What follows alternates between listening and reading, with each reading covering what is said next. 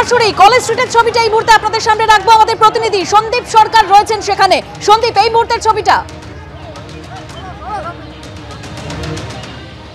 দেখো, এখনো পুলিশ বাহিনী মোতায়েন রয়েছে। তুমি দেখতে পাবে কলেজ স্ট্রিটে এই মুহূর্তে পুলিশ বাহিনী মোতায়েন করা হয়েছে। তার কারণ রীতিমতো উত্তপ্ত পরিস্থিতি তৈরি হয়। এক প্রকার প্রিজন ভ্যান থেকে যাদেরকে আটক করা হয়েছিল এসএফআই এর কর্মী সমর্থক, তাদেরকে বের করে নিয়ে আসেন এসএফআই এর নেতা কর্মীরা। কলকাতা বিশ্ববিদ্যালয়ের সামনে তারা বেশ কিছুটা সময় ধরে তারা পথ অবরোধ করেন। তার আগে কলেজ স্ট্রিটের মোড়ে অবরোধ করাকে কেন্দ্র করে এই উত্তপ্ত পরিস্থিতি তৈরি হয়েছিল। এসএফআই এর যারা নেতৃত্ব রয়েছেন তাদের সাথে কথা বলে নেব।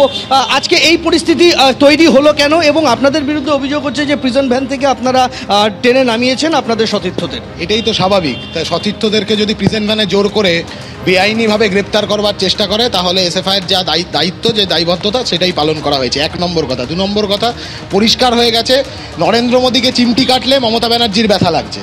শ্রম কোডের বিরুদ্ধে ধর্মঘট। গোটা রাজ্য জুড়ে যখন গোটা রাজ্যের মানুষ ঐক্যবদ্ধভাবে সামিল হয়েছে এই ধর্মঘটকে সর্বাত্মকভাবে সফল করতে, পুলিশ, তৃণমূলের পেটোয়া পুলিশ, তারা রাস্তায় নেমে ধর্মঘট ভাঙবার চেষ্টা করে গেছে সকাল থেকে ক্রমাগত। আমাদের সংগঠনের সাধারণ সম্পাদক সৃজন সহ গোটা রাজ্যের বহু ধর্মঘটীকে গ্রেপ্তার করা হয়েছে। তাদের মুক্তির দাবিতে আমরা মিছিল করছিলাম, সেখানে পুলিশ আক্রমণ করে ছাত্রীদেরকে রাস্তায় ফেলে মেরেছে। বুট দিয়ে, পুলিশের বুট দিয়ে লাথি মারা হয়েছে ছাত্রীদেরকে। তারপরে গ্রেপ্তার করবার চেষ্টা হয়। প্রিজন ভ্যান ব্রেক করে, প্রিজন ভ্যান ভেঙে কমরেডরা তারা বেরিয়ে এসছে। একজনকেও আটক করতে পারেনি। এটা প্রমাণ হয়েছে এই রাজ্যের বুকে তৃণমূলের পেটোয়া দলদাস পুলিশের জোরের থেকে ছাত্রদের জোর অনেক বেশি।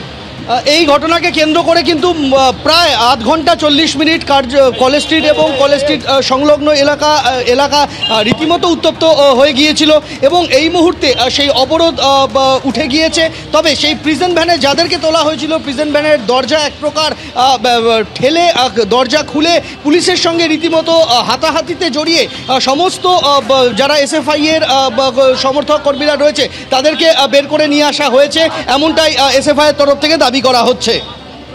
সন্দীপ, তুমি আমাদের সঙ্গে থাকো।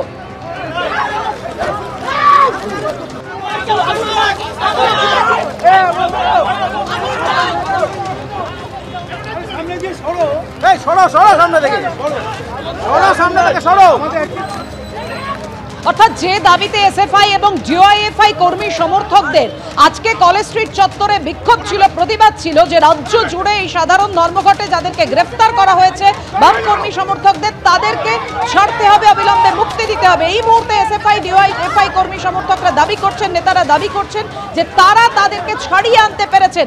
তাই তো সন্দীপ? একেবারেই তাই, তারা সেটাই দাবি করছেন। দুটি প্রিজন ভ্যানে আমরা দেখতে পাই যে অন্তত 3-4 জনকে আটক করে তোলা হয়েছিল। সেই 3-4 জনকে আটক করার পর প্রিজন ভ্যান সামনে এবং পিছনে আটকে দেয় এসএফআই এর কর্মী সমর্থকেরা, এবং প্রিজন ভ্যানের সামনের দিকের যে ফুটবোর্ড রয়েছে তার উপরে তারা উঠে বসেন, এবং পিছনের দিকের যে প্রিজন ভ্যানের দরজা রয়েছে সেই দরজা বন্ধ করতে বাধা দেওয়া হয়, এবং ভেতর থেকে এক প্রকার টেনে নামানো হয় যাদেরকে আটক করা হয়েছিল। পুলিশ তাদেরকে আটক করে প্রিজন ভ্যানে তুলেছিল, কিন্তু এক প্রকার প্রিজন ভ্যান ব্রেক করে তাদেরকে নামিয়ে আনা হয়েছে। কাউকে গ্রেপ্তার করতে দেওয়া হয়নি, এমনটাই এসএফআই এর তরফ থেকে দাবি করা হচ্ছে। তবে এই দাবি যখন তারা করছেন তখন পুলিশের সঙ্গেও কিন্তু তাদের রীতিমতো হাতাহাতির ছবি আমরা দেখতে পাই। পুলিশ সেই প্রিজন ভ্যানের দরজা বন্ধ করতে চেয়েছিল, কিন্তু সেই প্রিজন ভ্যানের দরজা বন্ধ করতে তারা বাধা দেন, এবং এই ঘটনাকে কেন্দ্র করে কলেজ স্ট্রিটে রীতিমতো উত্তপ্ত পরিস্থিতি তৈরি হয়েছিল। একেবারেই সন্দীপ, রীতিমতো উত্তপ্ত পরিস্থিতি তৈরি হয়েছিল, এবং এই ধর্মঘটের জেরে বিভিন্ন জায়গায় উত্তেজনার ছবিও আজ ধরা পড়ে।